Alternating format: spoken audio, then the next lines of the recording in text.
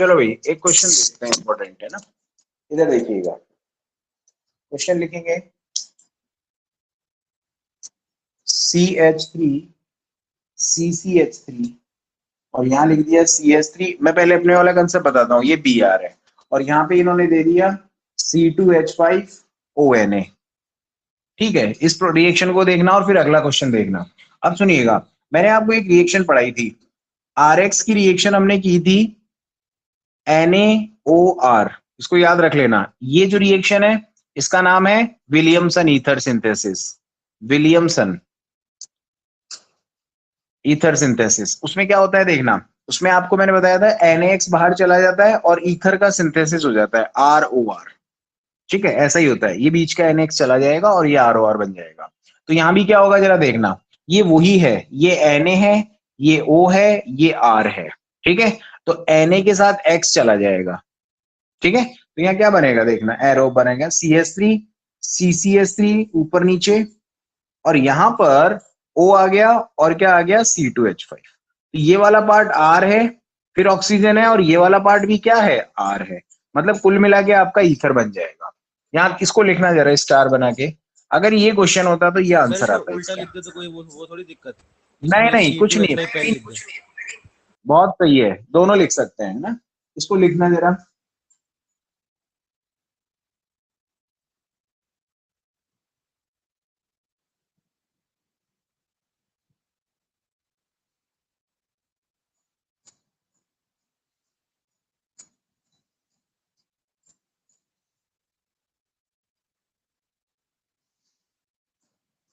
हो गया। स्टार बना लेना इस क्वेश्चन को भी, ये भी कंपटीशन में एग्जाम में आया हुआ क्वेश्चन है।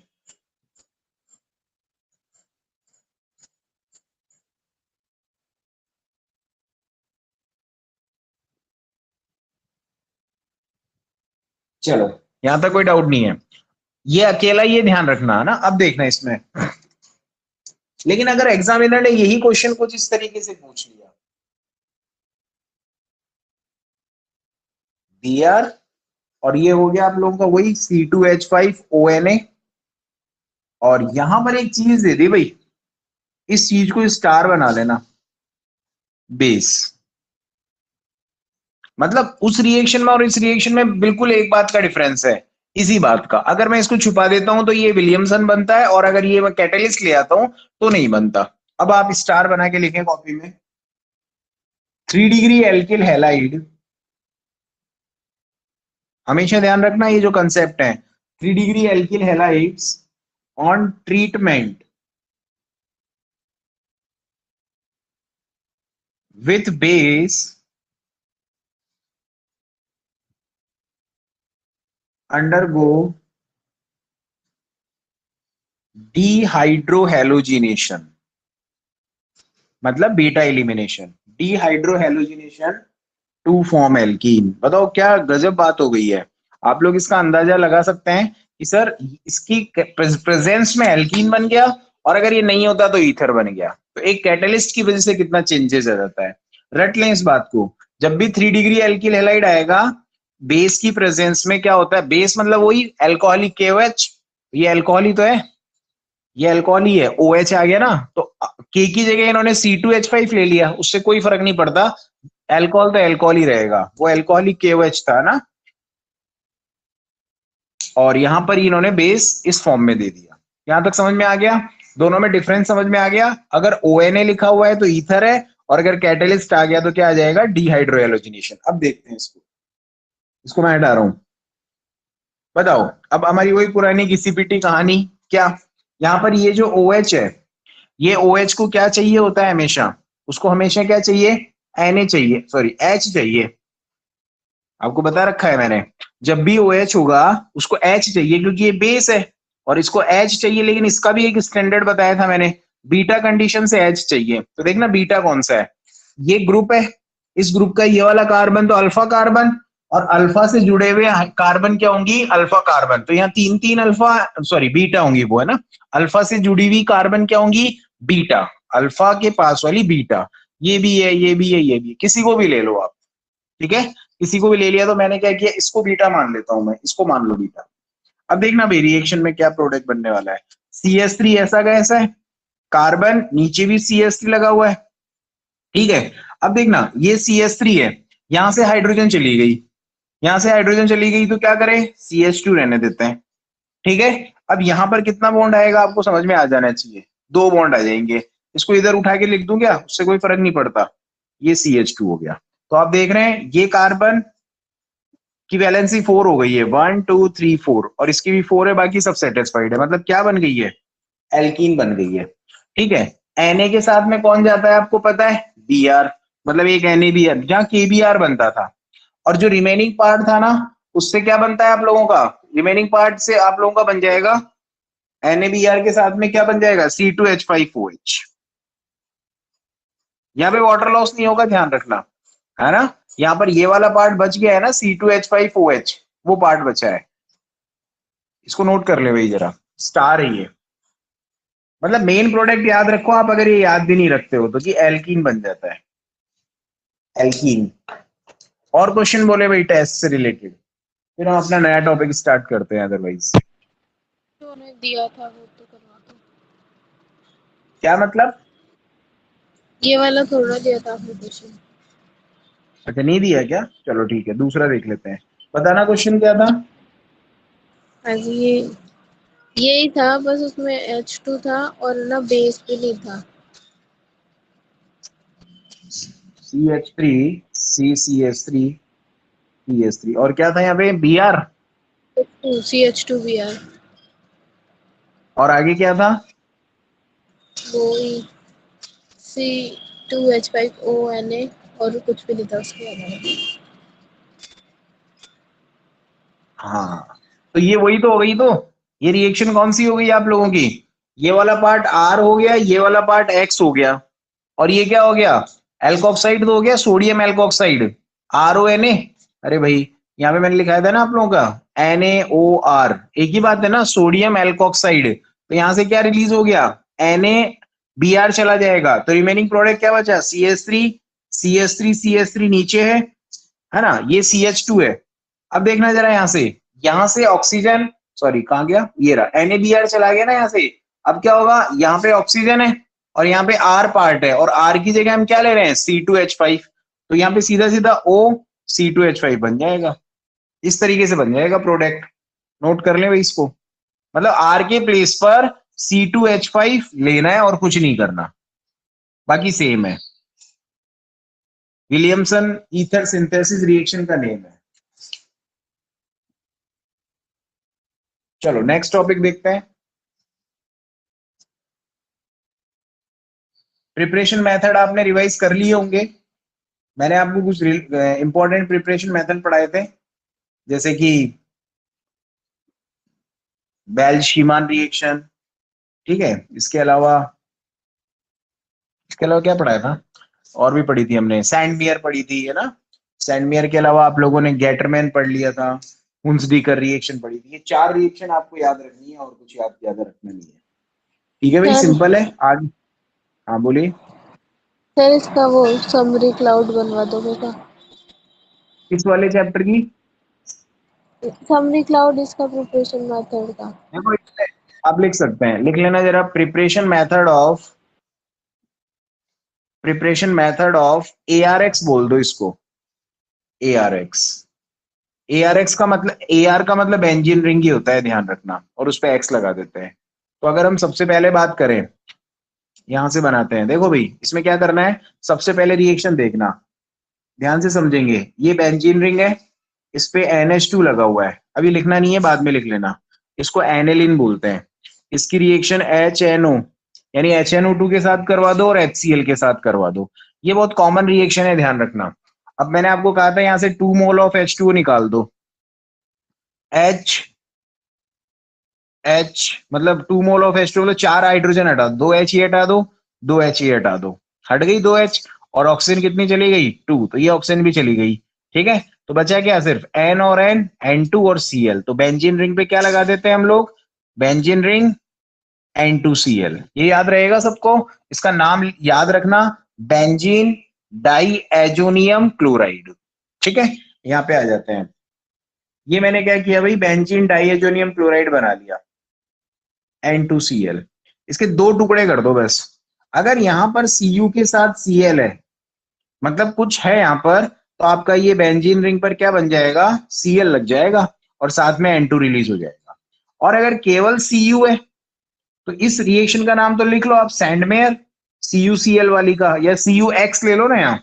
तो मैंने आपसे कहा था ना हेलोजन के साथ जो एटम होता है वो वहां चला जाता है, तो यहाँ पर आप लिख लो सैंडमेयर, ये सैंडमेयर में होता है, पूरा नाम लिख लेना थोड़ा। और ये कौन सी है भाई, इसमें सिर्फ कॉपर पाउडर ले रहा हूं और हीट कर रहा हूं, तो इसको क्या बोलते हैं, गैटरमैन। ये गैटरमैन है। और इसके अंदर क्या करना है, बनेगा तो वही प्रोडक्ट, बस कैटलिस्ट अलग हो गया। लिख लो भाई इसको। तो ये दो रिएक्शन एक साथ पढ़ लिया हमने।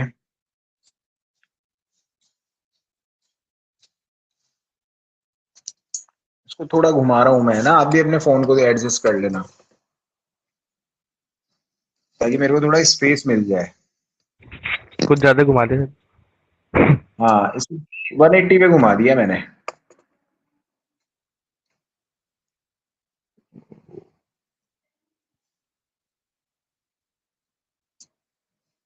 इतना ठीक है। गैटरमैन लिखा हुआ है और कुछ नहीं है ना ऊपर, ठीक है। अब देखो भाई सेकंड यहाँ पे लिख रहा हूं मैं, यहाँ पे लिख देता हूँ सेकंड,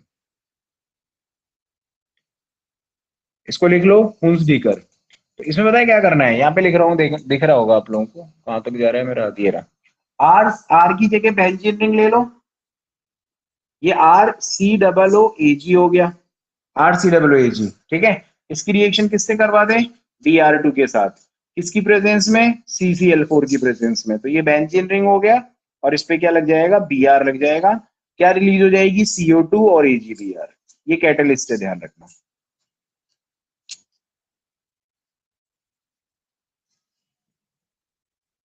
बस एक एक लाइन और लिखनी है हम लोगों को, यहाँ लिख देंगे एक लाइन को।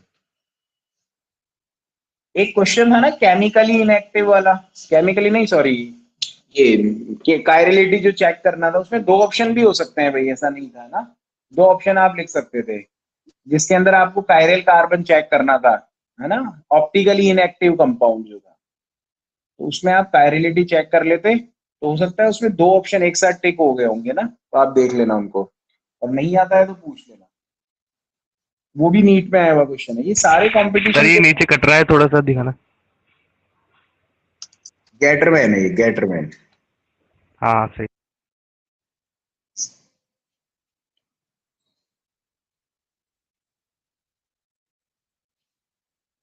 लास्ट रिएक्शन देख लो भाई इधर, बेल-शीमान रिएक्शन लिख रहा हूं मैं ना, तो यहाँ पे एरो बना के लिख देते हैं उसको, बहुत आसान है। तो आपने क्या किया था, एनिलीन लिया था, यहाँ तक हाथ, ठीक है, एनिलीन ले लो, बेंजीन रिंग, NH2, ठीक है।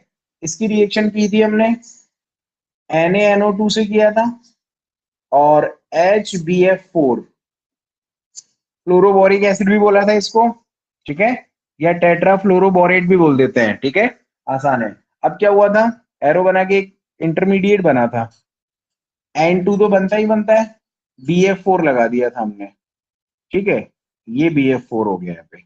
अब कुछ नहीं करना, हीट कर दो। जैसे ही हीट करोगे, अभी मैं सही कर दूंगा, आप चिंता मत करो, ये लो मैं थोड़ा सही कर दिया इसको, मेरे क्या थोड़ी जगह कम है यार, आपकी कॉपी तो क्या काफी बड़ी होती है। अभी इसको हीट करेंगे ना, तो प्रोडक्ट बन जाएगा फ्लोरीन, बस फ्लोरीन लगा दो यहाँ पे, और N2 चला गया और एक BF3 चला गया, N2 प्लस BF3, खत्म। ये हो गई आपकी बेल्ज शीमान। इस एरो के ऊपर लिख लेना सीधा सीधा। इसलिए बेंजीन वाली थोड़ी दिखनी थी। हाँ, मैं दोबारा दिखाता हूँ आपको, बेल्ज शीमान में क्या करना है, देखो यहाँ से लिखना है और इस तरीके से लिखना है। ये गवर्नमेंट भी है ना हमारी, बहुत बेकार है, इसने स्कूल नहीं खोले अभी तक, बाकी यूपी वगैरह में खुल गए स्कूल, खुले के मतलब खुलने वाले हैं। तो ये बेंजीन रिंग पे NH2 कर दिया, NaNO2 और ये HBF4, फिर इस तरीके से बना दो इसको। ये प्रिपरेशन मेथड खत्म हो गया भाई, ध्यान रखना।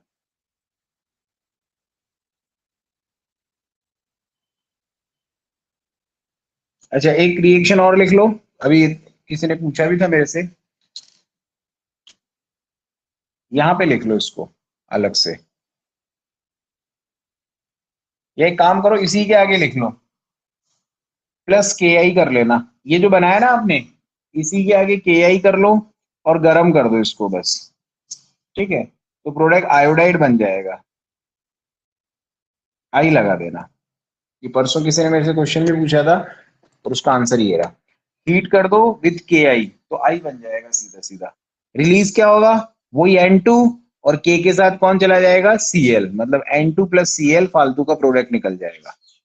तो यहाँ हमने आई लिया है तो के आई बना दिया हमने। इस तरीके से आप, ये इससे बाहर कोई क्वेश्चन नहीं आएगा, ध्यान रखिए प्रिपरेशन मेथड।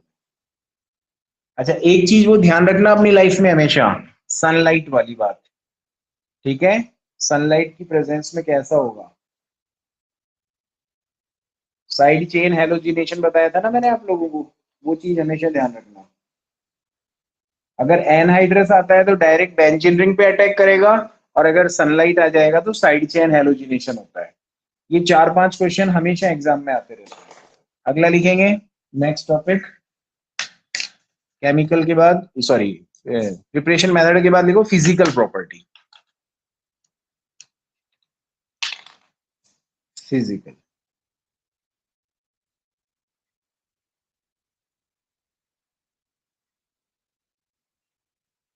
और टेस्ट यार बहुत कम लोगों ने दिया था, मेरे पास कुछ ही मैसेज आए, बाकी बच्चों ने टेस्ट क्यों नहीं दिया।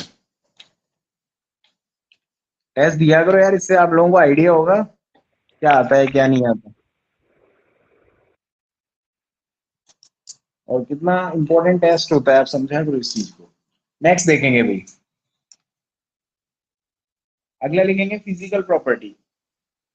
अगला हेडिंग है physical property of ARX।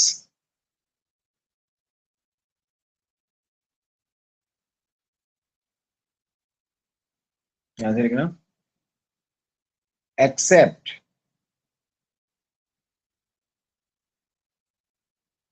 Iodides, bracket में लिख लो colours, yellow, accept iodide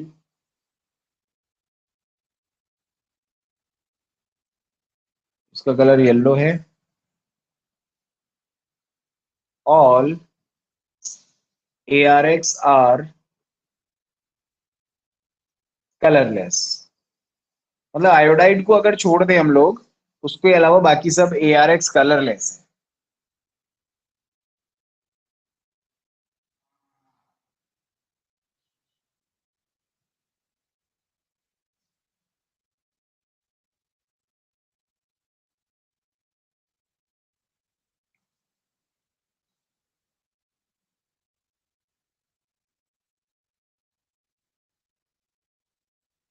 next, first property.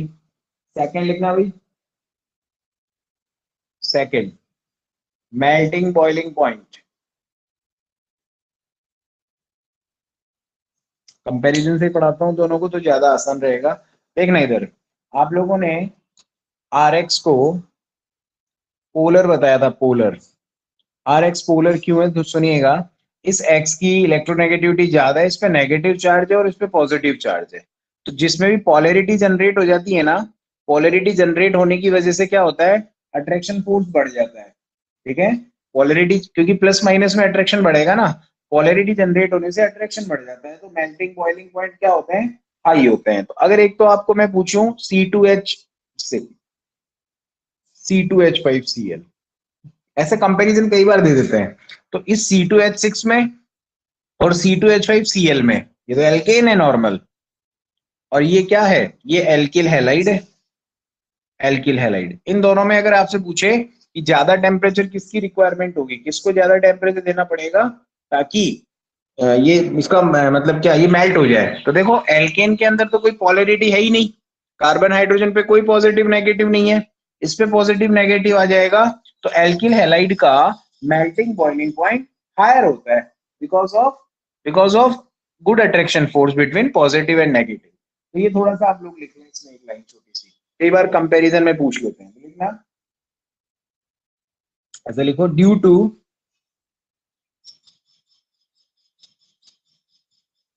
Greater polarity, या हाई भी लिख सकते हो, due to greater polarity it has high MP and BP, ठीक है, हाई MP and BP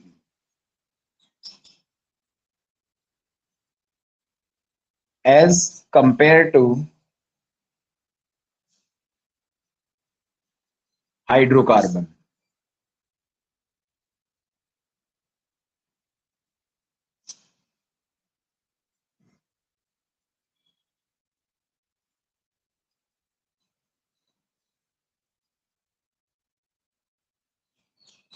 बोल देना आपने क्या लिखा है। दोबारा बोल रहा हूं, due to greater polarity it has high MP and BP as compare to hydrocarbon. मतलब इनमें पॉलरिटी होने की वजह से इनका मेल्टिंग और बॉइलिंग पॉइंट हाइड्रोकार्बन के कंपैरेटिवली ज्यादा होता है।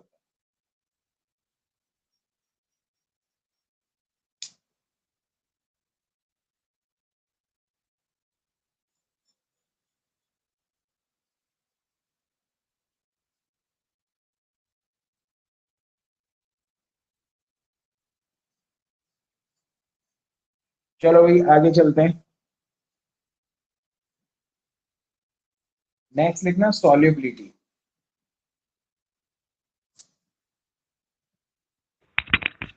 राइटिंग डालने की है। हाँ मतलब अगली फिजिकल प्रॉपर्टी है। फर्स्ट तो फिजिकल स्टेट पढ़ा, सेकंड मेल्टिंग बॉइलिंग पॉइंट पढ़ा, और थर्ड हमने पढ़ा सॉल्युबिलिटी। लिखना they are polar like alkyl halide but are insoluble in water। ये बड़ी खतरनाक बात हो गई है, ध्यान रखना, insoluble in water।